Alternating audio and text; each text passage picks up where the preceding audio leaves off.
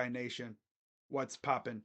Crazy Dog coming at you on the Buckin' Crazy YouTube channel with my Ohio State Buckeyes Rutgers Scarlet Knights Week 10 game recap as the Buckeyes went into Piscataway, New Jersey, aka the birthplace of college football, and they came away with a 35-16 dub to improve to 9-0 on the season.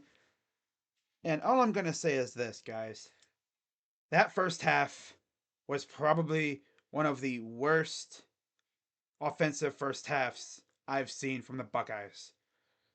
I mean, Kyle McCord overall, 19 of 26, 189 yards. He did throw 3 touchdowns, and he had one bad interception. Again, that's starting to become a trend for him.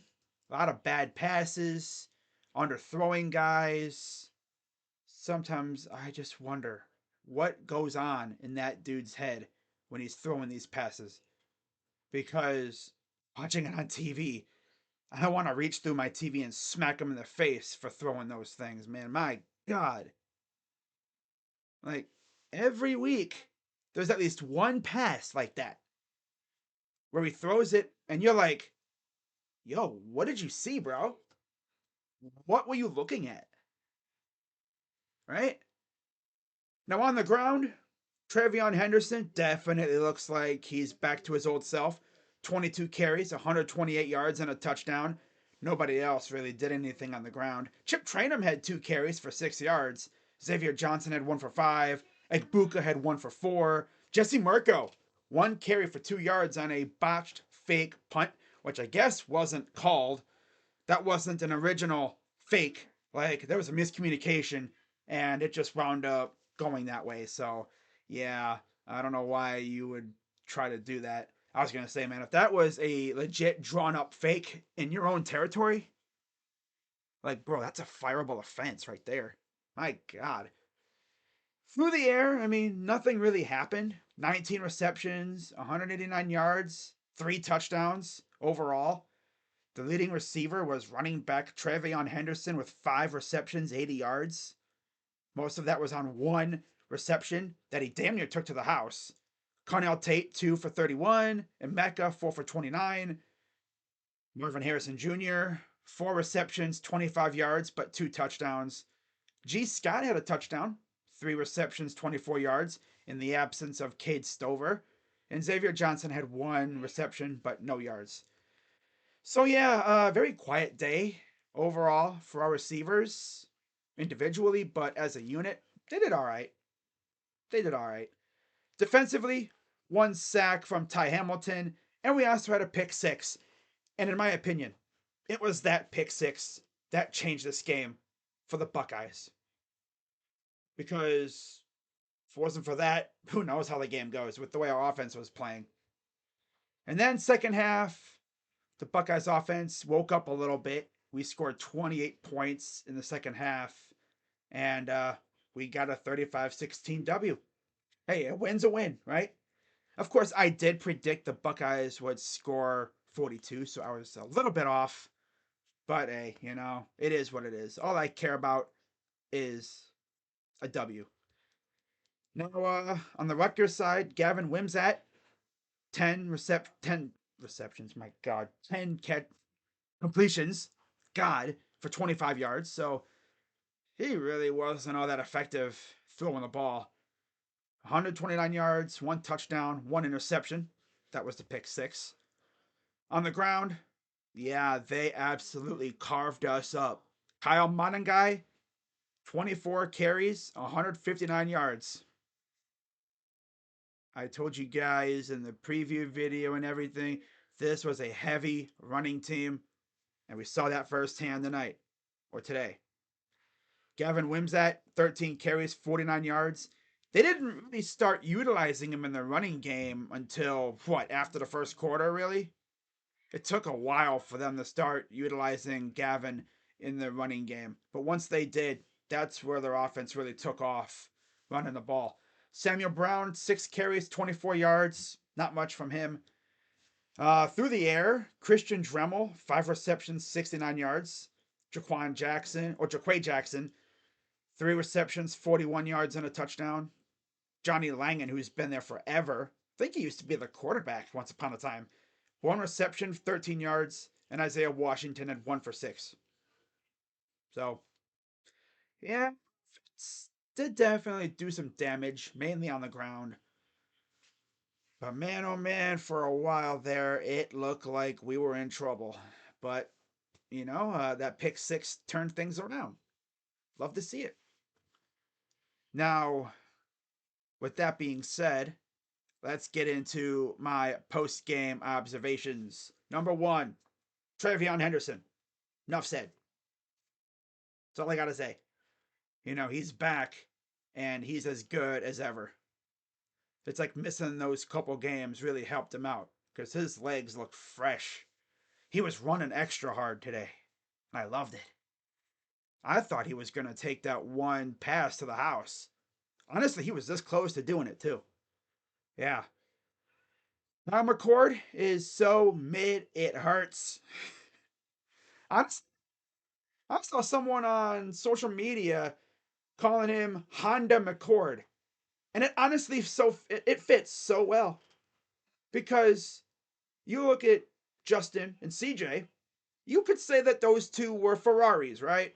They get you where you need to go, and you look good doing it. McCord, he's exactly like a Honda, you know? Get you where you need to go, but not much else, right? And then number 3, Rutgers is good. I mean, they're 6-3. They're bowl eligible for the second time in the Big Ten. Dare I say, Greg Schiano has them looking good. And we'll see how they do when the West Coast teams come to the Big Ten next year. That'll be fun. But hey, got to give credit. Greg Schiano had them fighting today. That's one thing about Schiano. That squad really believes in him, and I think he's a good coach for him. We'll see where they go from there, but man, we really could have scored 50 points today if we had a serious quarterback. We really could have. Now, as far as my game MVP, I got 2 of them for you guys. One is Jordan Hancock, because that pick 6, like I said, changed the vibe of the game. And Trevion Henderson, because that dude is an absolute dog. I mean, without Trevion, I don't know how it goes, right? Because the running game really went off, and it was pretty clear that they were going to rely heavily on him, especially with Honda McCord out here throwing ducks and looking like ass throwing the ball.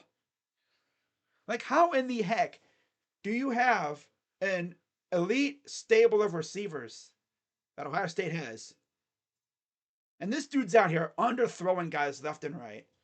And it's like, what are we doing?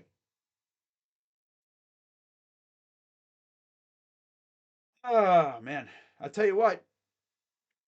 Aaron Nolan comes in next year.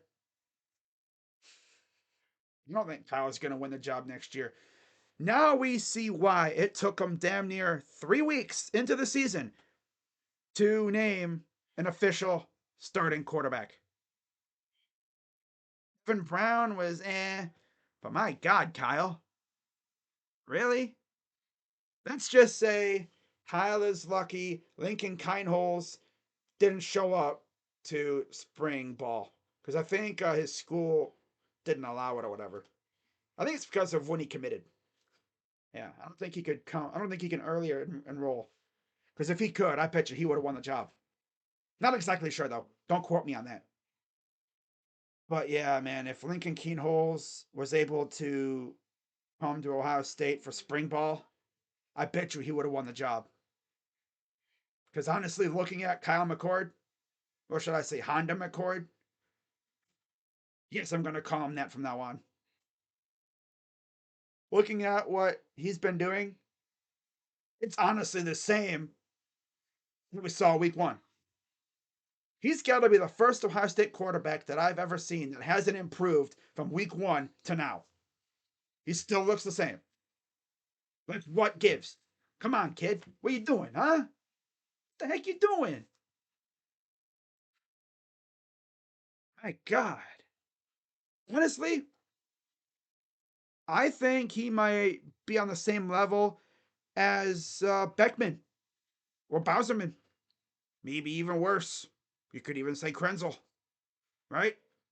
I don't even know what former Ohio State quarterbacks to put with McCord. He definitely ain't on the level of CJ and Justin. Maybe JT, but I think JT would have definitely put up numbers with this offense.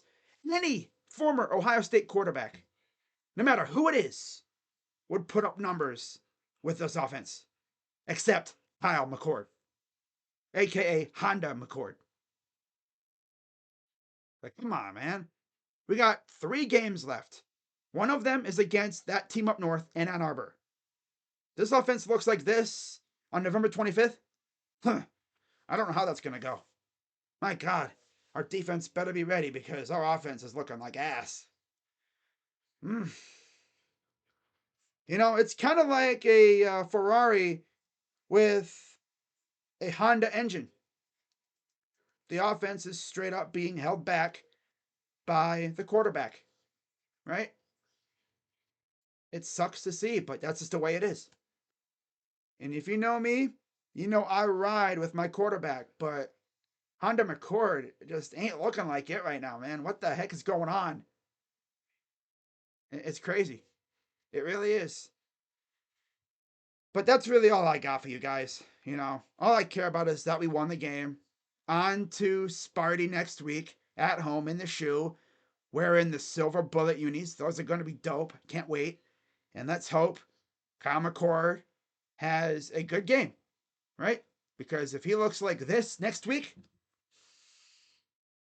well, I'm going to have some questions. So, with that being said, I'm Crazy Dog coming at you on the Buckin' Crazy YouTube channel. Hope you guys have a great rest of your night, and I will see you tomorrow for a doubleheader on the main channel. Browns Cardinals at 1, Cavs Warriors at 6. Hope to see you then. Let's go Buckeyes. I'm Crazy Dog. OH. I'm out. Bye-bye.